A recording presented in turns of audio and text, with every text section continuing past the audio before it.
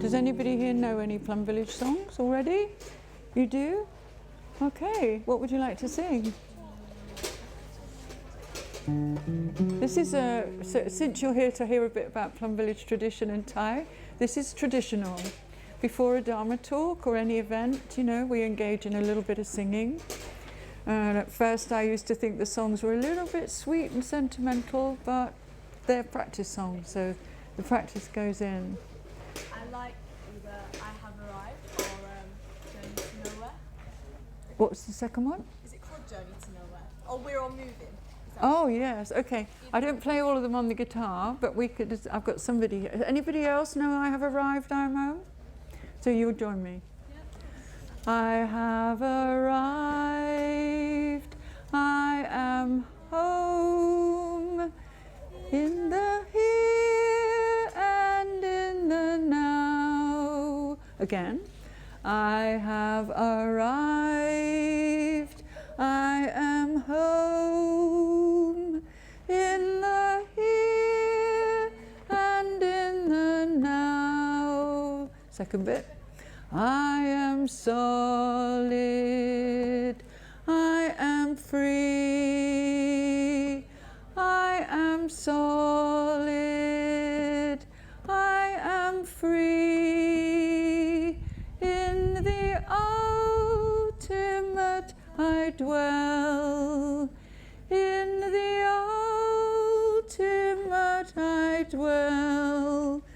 You've got quite a high voice, haven't you? Well, we started it high. We're all moving on a journey to nowhere, taking it easy, taking it slow. No more worries, no one can harm us. Oh, no need to hurry. Nothing to carry. Let it all go. One more time, and then we'll probably have to start. Oh, look, I'm doing it again. And that's gone dark now anyway, that thing there, so I will have to look at my watch. We've got a few minutes. And do join in, they're such simple songs, you know, and don't be shy. You might not be an opera singer, but you've got a voice. And I know it's hard for men as well, their voices carry more, and we sing an octave higher than an octave higher. So we're all moving on a journey to nowhere, taking it easy, taking it slow. No more worries, no need to hurry, nothing to carry, let it all go. Great, well done, well done. We've got some more people singing. Thay is delighted. So, well, I have to be introduced. So this lovely lady here is going to introduce me. What I suggest, as we haven't hit 6 yet, if we could give it another couple of minutes. Okay, all right. So another request. Anybody that knows any Plum Village songs? I can't guarantee I can sing them. You were singing before, but I didn't. Oh. Familiar with the words. Yeah. Okay. Yes, why not? I can always do it again. It was going to be part of the talk, but never. No, it's fine. It's fine. And I will tell you as well that we, some of us have been getting together online to practice some chanting. One of our community who said, I can't sing, Teri. I want to practice the Pure Land song. And so I managed to persuade her. She lived with a partner. I managed to persuade her to go into a different room than her partner and have a go at it. And she had the most beautiful voice, and yet she thought she couldn't sing. Okay, so this is for Jan Seed, and it's Seeds of the Heart, so here she is.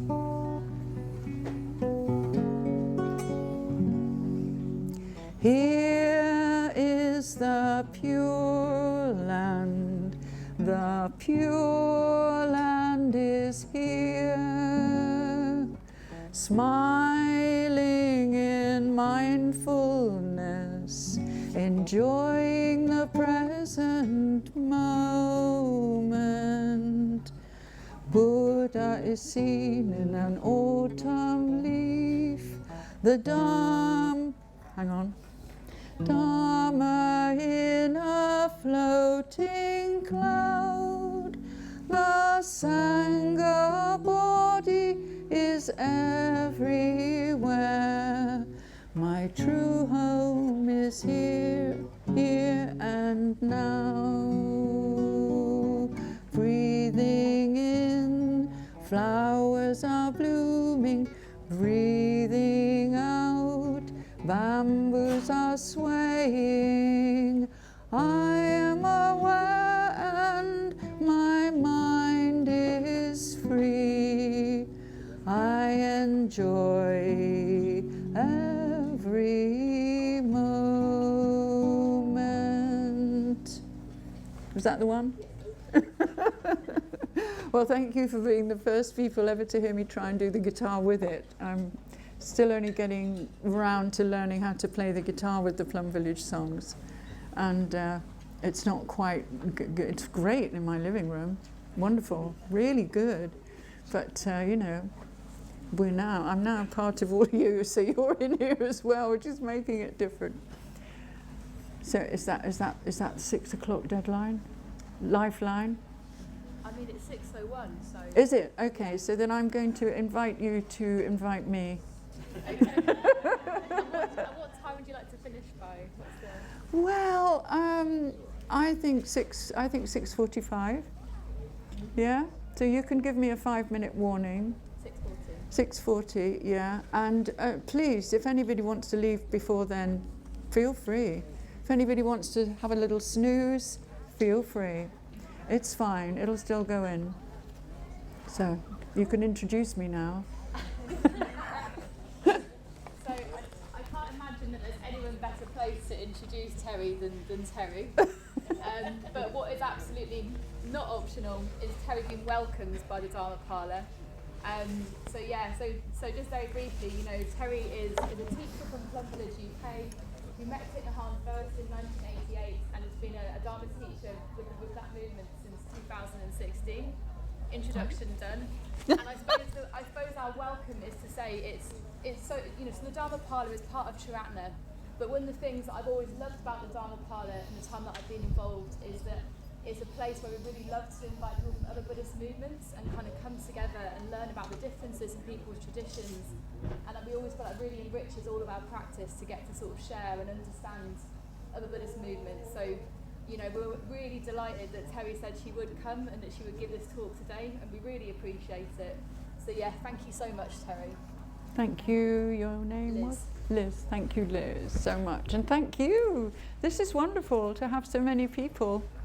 And we're going to start with what I'm going to do. I don't usually say what I'm going to talk about, but I think I ought to, just so that you've got some idea.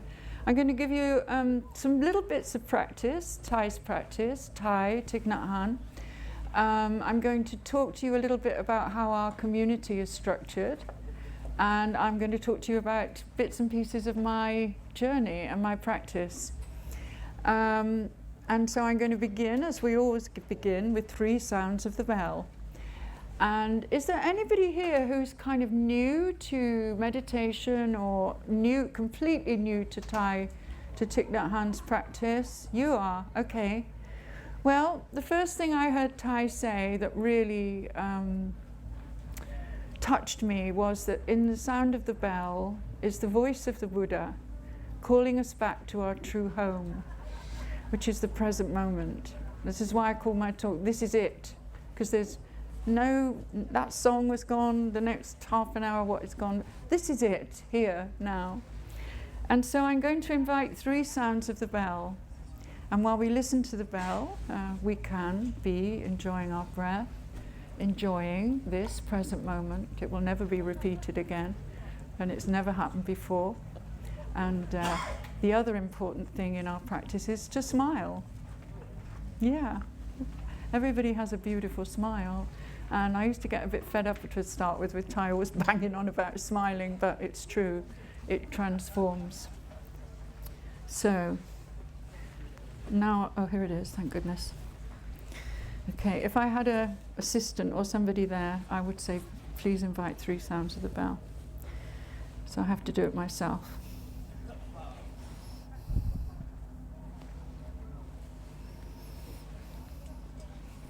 We can close our eyes if we like, but we don't have to.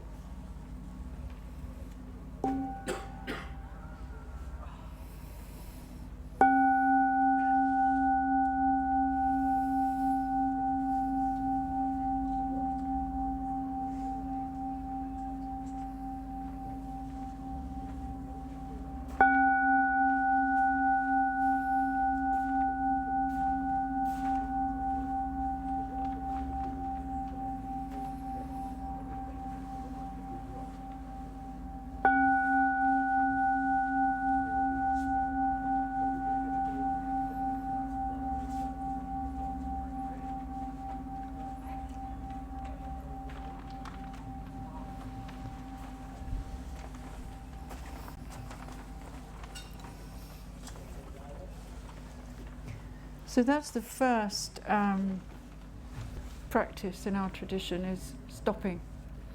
And I wonder how many were actually stopping, enjoying the sound of the bell, breathing in, breathing out, and how many were waiting to see what would happen next, or wondering what would happen next, or thinking about their shopping list when they get home, or any of the other things. And if you notice that, then great, that's wonderful. Because it's the hardest thing, isn't it? To just focus on your breathing, breathing in. I know I breathe in, breathing out, I know I breathe out. But that is the essence, really, of the Zen practice. And Thay coined coined the term engaged practice. And we can interpret that as being engaged in the world, which of course it is. You engage, Zen is a way to engage Buddhist practice in your everyday life. But it's also engaging ourselves with the practice. And we can get carried away with the outside stuff. But sitting and listening to the bell and doing nothing but listening to the bell and following your breath, or being truly present with the washing up. When I first started practicing, I thought I need some simple things to do here. And I made a contract with myself that whenever I walked upstairs, I would be mindful of every step, every feeling of every step. And if I found myself losing concentration after a few steps, I go back to the beginning. And that's engaged practice. It's not ritualistic practice, or what's the other term? Making offerings practice. That's engaged practice. When your practice is engaged with your everyday life. And yeah, I've got my notebook. In my life, I'm a storyteller, a professional storyteller for many years, and an improvising clown. And so I accept the fact that I am liable to go off on one. And so I've made sure I brought my notebook to remind me about what I did actually make a structure here. Whether I stick to it or not is another matter. But somebody's here who knows one of my dear friends in our community, Michael Schwamberger. I knew him when he was a monk. And he came to do a talk once, and he said, I brought my Dharma toolkit. And so he took out an egg timer. I won't say how he used it, but he used it to keep his Dharma, Buddha nature, shiny. And me, I'm terrible for like wanting to be like other people. I said, well, I want a Dharma toolkit. What can I have as my Dharma toolkit? So I brought my nose, because if I put this somewhere nearby, it will remind me where not to go. That I'm not going to go off on tracks and interpret some weird, foolish way of interpreting Buddhism. It will, or Thay's teachings. Although, I have to say, the role of the fool in Zen is very important. And if there is time, I will tell you about why I started wanting to lead workshops. Hello! wanting to lead workshops in clown and mindfulness, because very soon in my clown training I realized, wow, this is so parallel, because it's not circus clowning, it's something very different. So yes, I want to talk to you a little about this jacket as well. So I think we have lots of similarities with Tri Ratna, in that we have a kind of progression of learning and studying, and we do the same. We have the 5 mindfulness trainings, which is Thay's reinterpretation of the 5 precepts. And they are very alive in our tradition. In our charter, every 20 years, all the precepts, that's the 5, there are 14, and there are also hundreds of monastic ones, have to be revised every 20 years so that they're always relevant to the time that they're in and the people that they are for.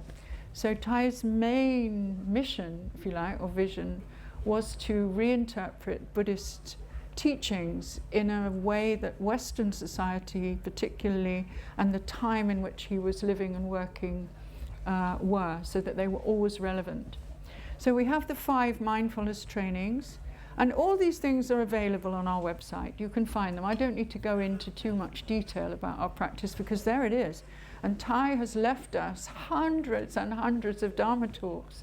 So, you know, you can go and listen to the man himself anytime. So we have the 5 trainings, and then we have 14. And when I first came across, I received the 5 just, okay, I'll do it. I was on my first ever retreat, and they were offered. There was Thay, Sister Annabelle, Sister Gina. They were there on a small retreat in Devon in 1992. And during the retreat, these 5 trainings or 5 precepts were mentioned, and I thought, whoa, what are they about then? That's how it was an amazing experience. And Thay introduced them by saying, well, it's a recipe for a happy life. And I thought, right, I'll go for that. I was in that state where this man had already touched me deeply when I was just by accident, if there is such a thing, in Plum Village in 1988. And I bought a book, Breathe, You're Alive, and I just worked with that book for 4 years. And then, lo, he's coming to Devon. I'm going there. I'm going to have my first ever retreat. And the precepts were said, recipe for a happy life, right, I'm going for that. And we were told to start a Sangha. We were told. I rarely hear Thay say, you must do something. It's not the Zen way. You don't tell people what to do. You offer something, and you might suggest, you invite. But he said to everybody on that retreat, you must go and start a Sangha, or you will lose your practice. He said, a person who wants to practice meditation without a Sangha is like the tiger that comes down from the safety of the mountain forests and is in danger of being shot by the humans in the valley below. Being a storyteller, like, wow, okay. I must have a Sangha. So I won't go into the whole story of the West Country Sangha and how it started, maybe another time, because it's a good story. But I went on more retreats and noticed these people wearing these brown jackets, like the monastics. And there was kind of a bit of negativity about them as well. You know, they were termed the Dharma police. And there was a kind of feeling that there was this hierarchy going on, and that these people were like, you know, fancied themselves a bit above the rest of us. So being a very curious kind of person, and also I am a Capricorn, and I think Capricorns like to climb. And I thought, oh right, okay, so there's, you know, there's more to this. And I found out there was 14 trainings that they were called precepts then as well, that you had to, I felt, had to live up to. And when I kind of read them, I thought, well, you know, who could disagree with any of this? And also that quite a lot felt I was already doing anyway. And at the end of this retreat, Thay, I can see it so clearly. We were in this grim boys' boarding school in a kind of low-ceilinged dining hall. And he said, we must have a centre in the UK. The UK needs a practice centre. And I'd done a bit of work on fundraising, and I suddenly thought, I can make that my practice. I can give my practice and me to this beautiful, beautiful teacher by working to establish a practice centre. And there was also somebody asked a few people to stand up and say, these are the people that are working on establishing the practice centre. So I went straight away and said, you know, I could even give you a plan. I know how the small school in Heartland was founded. We did it really easily. I can help you. You know, I've got a bit of experience in fundraising. And they said, well, I think it'd be better if you join the order. What do you mean? Well, if you've received the 14 trainings, because then you would have more kind of credibility in the community. So I thought, well, okay, why not? It's not the best reason. I don't think when I read other people's aspirations to receive the 14, I think, oh my gosh, you know, I just did it because I wanted the practice centre, and why not? But please read them, because they are such deep aspirations. And they are aspirations. This is another thing that's kind of kept me in this community. I was never a joiner-inner. I'd never been looking for a guru. Even when the Beatles were offered the ashram, I'd never really wanted any of that. I did feel maybe people should have something like that, but then I read somewhere that if there's a teacher for you, the teacher will find you. So although other people took me to France, I didn't have to actually do any you know, research or testing out different teachers. And I know nothing about any other teachers. I never have needed to. Sometimes some of our community say, you really ought to learn about more systems of Buddhism, you know. And I thought, well, maybe, you know, one day when I've got kind of time in my elderly mind to, you know, go into other sorts of Buddhism, I might, but I didn't see the need, basically. I had what I knew was helping me transform so many difficult tendencies I had by very clear, simple practices that if you're diligent. I think this is something else that Thay's done for me, because I had read a bit of Buddhism in the 60s, Alan Watts and people like that. It all seemed very cerebral and intellectual. And when I came across terms like no self, I thought, what? How can there be no self? You know, here I am, I'm here, I am a self, whether I like it or not. You know, how can they do that? But Thay tends to phrase things and called it into being. And once I realized, you know, well, yeah, into being, you know, this guitar might be looking like it's got guitar elements, but it's also got, you know, the tree, the wood, the oil that made this and all the other, and I've got all this as well. Then I could understand it, into being, because it's a positive, hopeful, wonderful term, whereas non-self is really difficult. And there are many other terms, like the term vow. When I read the 5 trainings, it said, I vow not to engage in blah-de-blah. I vow not to do this. And I had a real difficulty with the word vow, because it has a connotation of you break it, you go to hell. You know, you break it, you're in trouble. And then so I asked, I wrote to Thay, and the other thing that really kept me in the community was that on that very first retreat, he said, you must write to me and tell me how your practice is going. I thought, right, I will. This is wonderful to be invited by such this great being to write to him. So I wrote and said that I was doing my best, and I had a real problem with the word vow because of, especially for Roman Catholics or people brought up in traditions where you make a vow and if you break it, you're not bad person, and you feel guilty and shameful. And the next time I saw the 5 precepts printed out, the word vow wasn't there anymore. In the meantime, I had asked a monk about it, and he'd said, well, the word in Vietnamese doesn't actually mean vow. There isn't, in some languages, you see, there's no way to really put something straight into English or the other way around. So the word that we had given to us as vow was actually more a deep aspiration. And that's very different. You know, you can live with this deep aspiration without any feelings of guilt. It's not an easy way out either, because once you've kind of taken it on board, that's your aspiration. And what you do with that is entirely up to you, as far as the Zen teachers would say. So deep aspiration is a very different thing to having a vow that is broken, you've had it. What is that noise? What is it? Is it a baby? No? Is it what is it?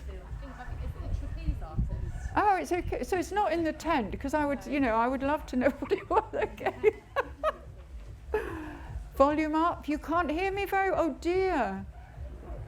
You could come closer, because you've got. Okay. All right. So I don't think I did make a note to talk about that. Yes, the jacket. Started off with the jacket, didn't we? See what I can do? Okay. You don't want to come here and be my bell master, do you? No. There are people, I know there must be other people from my community who know how to invite the bell. So I will invite the bell for myself, just to bring me back to what I'm trying to do here.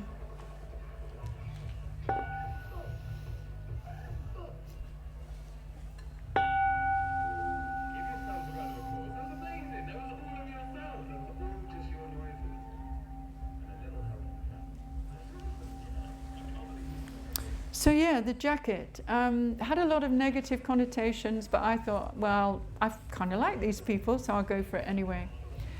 And when I put the jacket on, I know that I am putting on my whole community. And they're there for giving me support and warmth and friendliness and strength. I'm putting on Thay, because he's constantly telling us, you are my continuation. Won't appoint a Dharma heir. I have faith in this Sangha that they will be my continuation. So I'm wearing Thay, if you like. And they were chosen, the colour brown was chosen for a reason, that the Vietnamese peasants wear brown. So I'm also wearing humility and a connection with people of the earth. It's the colour of the earth as well. I know I had one other thing there written down about the colour of the jacket. No, that's it. So, thank you for laughing. I know that it, I did have, and I think I still do, a strong urge to be stylish. And so when I put this on, it's not stylish. It's also one of the original jackets that was made out of crimpline. And they now make organic cotton ones, which actually aren't as good because they get very creased up. These, they just, look, there's not a crease in it, and it's been folded up in the bell for hours and hours and hours. So it's not stylish at all. I've always fancied myself in brown, though that helps. I think the colour suits me. It's also quite practical. You've got pockets, you can put your bell in there and nobody knows you were carrying around a bell, even though you're not the Dharma police. And the other thing that happens when you receive the 14 trainings, which I did in the year 2000, is that if you want to go on a retreat, you have to go to another tradition, basically, because once the monastics see they've got some order members on board, then you will be asked to do things. And you have to be nowadays. In the old days, blimey, they just said, yeah, you can be an order member. They called it order member, and I'll explain a bit more about that because I'm going to talk about our structure. You can be, I thought you were an order member already, they said. I said, no, but I want to join the order. What do I do? And they just said, well, just write down your aspirations and why, and then the next time you get a chance in Plum Village, you can go. But that was when all the other order members knew each other. So that was, 22 years ago, when there were only probably 15, maybe at most, in the UK. Not even that, I don't think. But now we have over 100 So if anybody has aspirations to be a core community member, this is our correct name, the core community. They have to be mentored, and people have to know them, and you have to do little assignments and things like that. You have to study. And I did say to somebody once, God, if they'd had that in place when I wanted to join, I don't think I'd have got very far. But they said, don't be silly. So that's good. They have faith in me. So if the community has faith in me, then I have to have faith. So, where was I going with that? So we have a kind of, our community is, I've never thought hierarchically, which I think is interesting. When people started thinking about, you get the 5, then you go on up there, then you go on up there, and you go up there, I've always thought of it as being like kind of different circles of people doing different things. Because when you take on board the 5 trainings, as in our tradition, you are automatically a member of the extended community of our order. And I get a bit fed up with this, order members and the rest. Because everybody that's practicing with us is a member of our order. And it's the order which I founded in the 70s. And then we also have trustees whose principal job is looking after their money and legal things, but they are all order members, core community, let's call it. We're the core community. And there's the extended community of everybody else. And then if you want to, and if you're nominated, you can then, and you've been in the core community for a while, you can be nominated and then be trained to be called a Dharma teacher or Dharmacharya or Dharma what's it, as one of our senior nuns said, which I like much better. There were 5 of us who've just gone for, and I will share that this is the first time we've ever nominated and trained Dharma teachers in our UK Sangha. So it's a kind of learning process. It's how you do that. How do you go about nominating people? I have my own views on how that should be, and the way we did it when I went through was not the best way. But then you learn from mistakes. That's the only way you learn. You learn from making mistakes. And I think there were mistakes made. And there was a few people in the community that said they thought it was dangerous if Teri West was ordained as a teacher. I thought, why am I doing this? I put my head up above the radar, the parapet.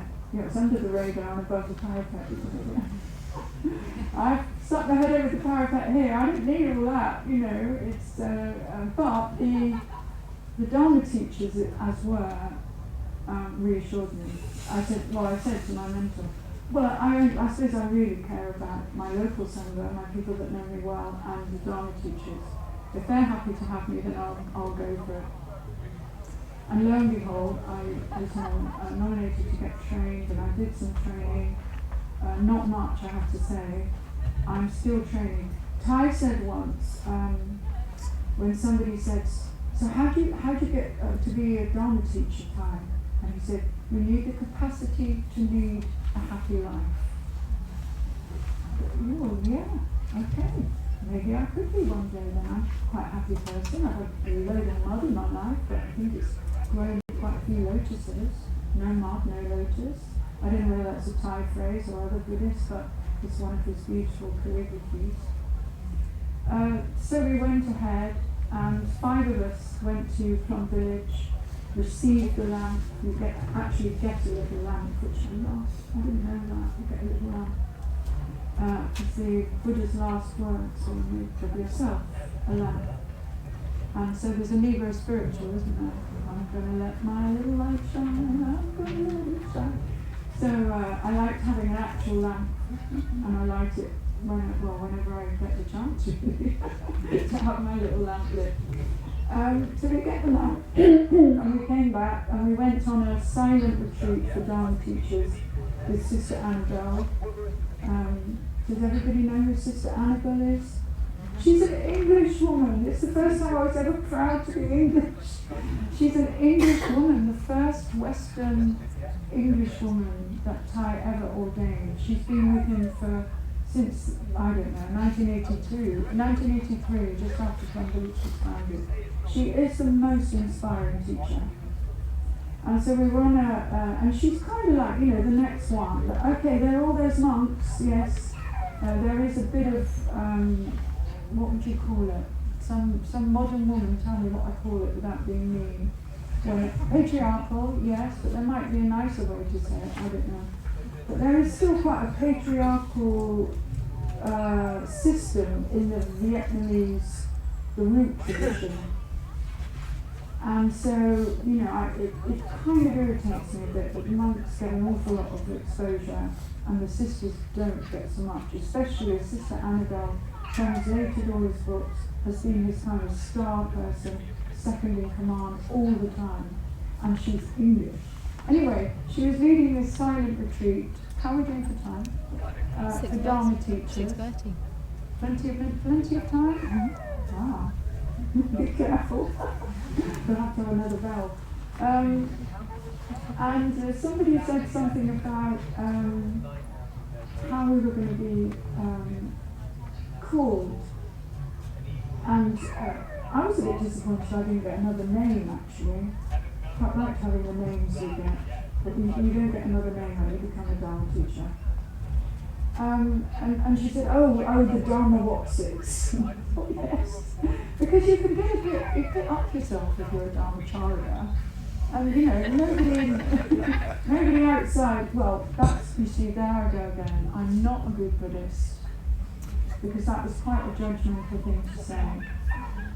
But I think that's what she kind of meant, that you have this title, which, for a start, nobody knows what it is. A Dharma what? And that's how she said, you can call yourselves a Dharma Watsits. And I suppose the other thing I could say about the Dharma teachers is that Thay also said that when you receive the lamp, then your real training as a teacher starts. That he said it takes 10 years to grow a Dharma teacher from being given the lamp. And I really believe that. Because you can do all sorts of practice 10-minute talks and, write about this sutra and what it means to you and, lead a sangha for years and all the rest of it. But it's only when you start being invited to do this sort of thing that you can learn how to teach the Dharma, if you ever do want to. Because something that did reassure me, and it was a senior brother who did they're all available. I mean, you don't need us. You've got Plum Village online in infinite stuff. But Fat Lou, I think he hasn't finished it yet. He's teaching sessions on the 40 tenets of Plum Village.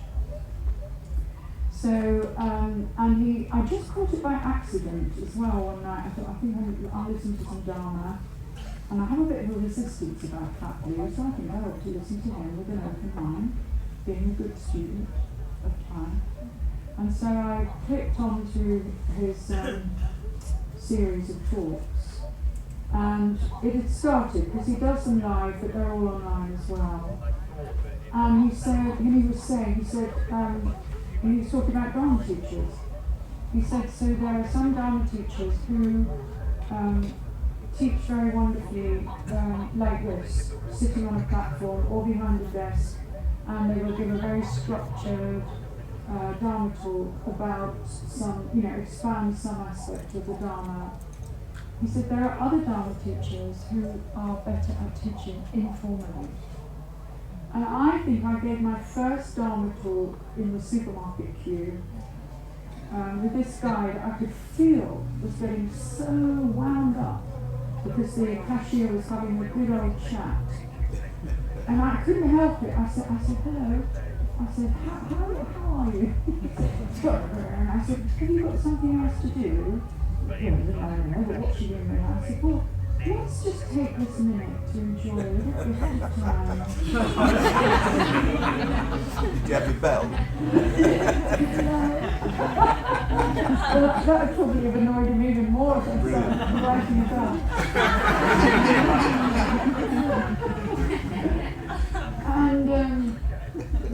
And I talked a bit more because I said I could see you were getting very upset about the conversation. And she said, yes, you wanted it. And I said, well, perhaps she's got a really deep trouble. And she lives on her own, and that's the only person that she can share it with. Any kind of which, and he said, well, yeah. Well, I said, let's just have a little gift of time and smile at each other. No pressure. I thought, Terry, that was a Dharma talk.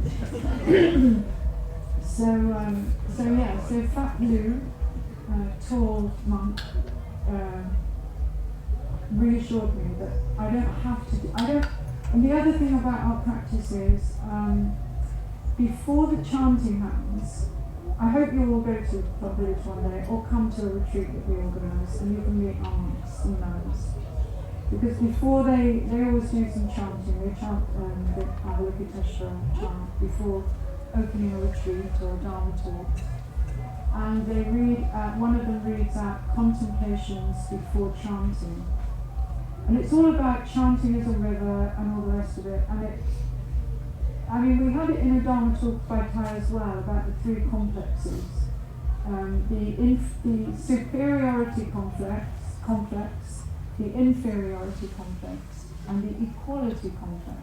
Now I don't know whether that's in your tradition, if you are Triratna people or not.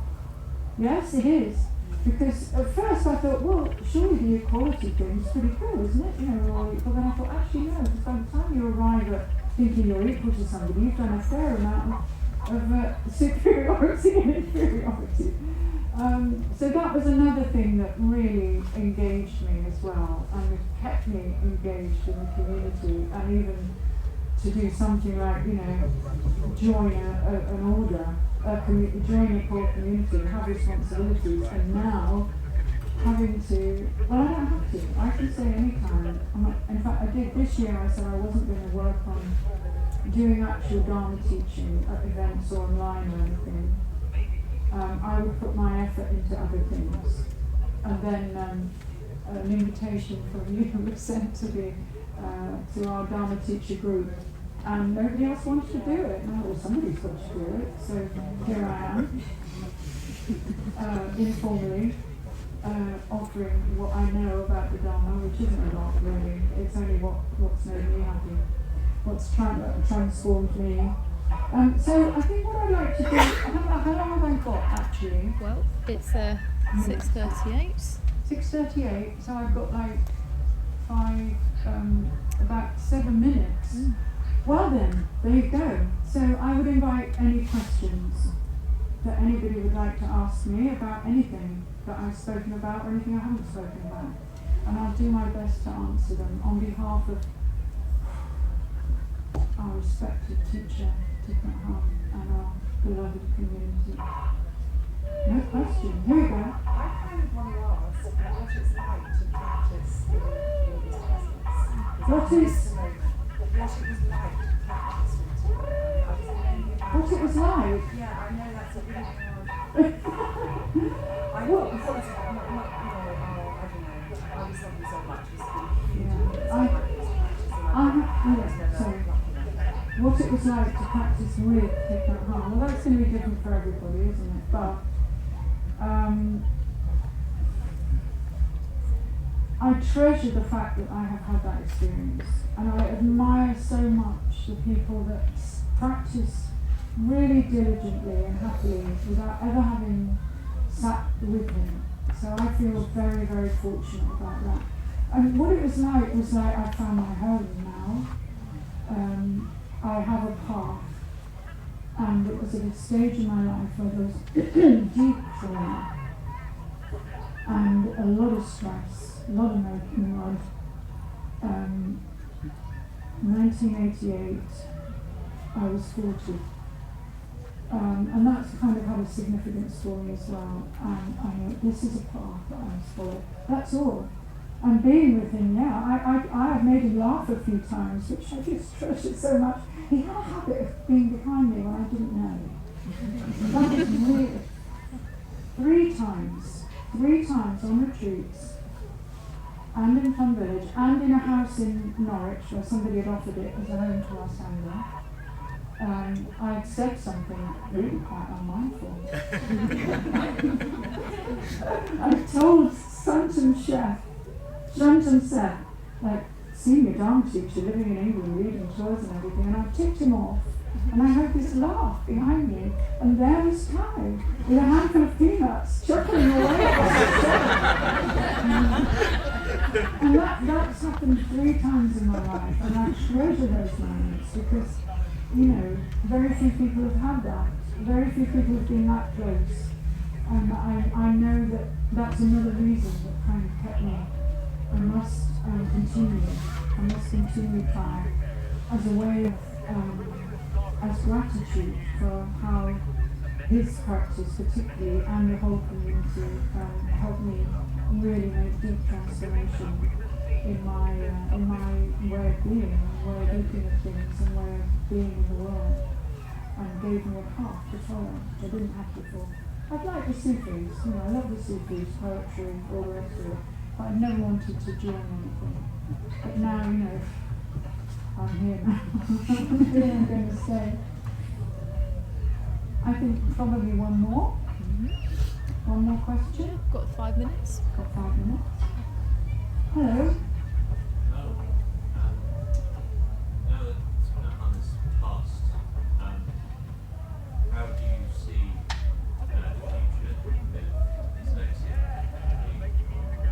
How his practice will develop, will grow, or Just the future of the movement that he started. How do you see that progressing? what's the How will it change? I have faith, because he had faith in the monastic sangha and the lay sangha having been given enough tools and enough teachings from him to be able to continue happily and wisely. I do have that faith because I've heard bits and pieces about communities and monastic and lay, and knowing the kind of practices that Thay has invented, actually, they aren't rooted in long restrictions, they are practices that he's come up with to suit the kind of Western intellectual, media hungry world. That if these tools are used, then everything will be fine. I can't say that it won't develop and change, because it will, and that's the nature of everything, isn't it? But I do know that the monastic sangha and the lay sangha that he's left behind will go as a river, as he always advised us to do, and that's the key. You know, kind of, I liked what Sarah said here about one of your festivals, the community that was getting it together. They wanted to have music playing where they were working, and one of them said that she couldn't handle that, she needed silence, and so the group made an agreement that, okay, you know, if one person in the sangha is unhappy, the whole sangha is unhappy. You can't be happy while other people are unhappy. If you know the story of the Banyan tree deer, no? If you want a story to illustrate true community sangha mind, there's a very well-known Buddhist story called the Banyan Deer King. So look at that, because he saved the whole kingdom from having its animals hunted. And basically he was given freedom, but he said, I can't be free if you're going to be shooting the birds of the air. Okay, said the king, okay, we're not shooting any birds anymore then. Off you go. No, I can't be happy or free as long as there are fish in the rivers that you're going to hunt. Okay, said the king, we've got your fish, you know, what else do you want? Well, how can I be free if every other four-footed creature in this country is going to be hunted with your arrows?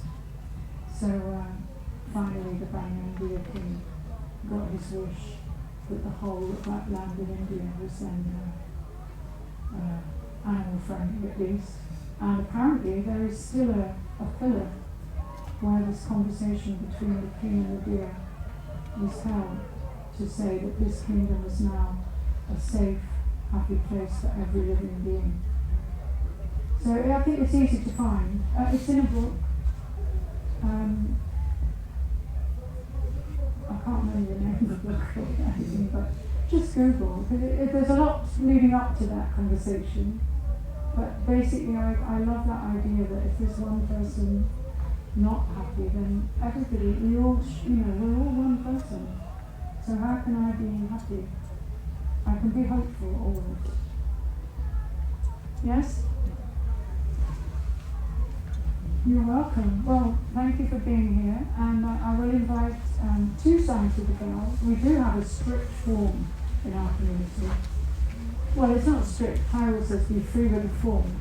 But I think I've heard our community practice is being termed Buddha light, and it's most certainly not. Or Buddhism for ladies, somebody said. I know. I know. What? I didn't say anything. So, yeah, we have a form, which I didn't follow. So, when I make a bow to the bell, I'm bringing my mind and my body together. And then mindful of being the bell inviter.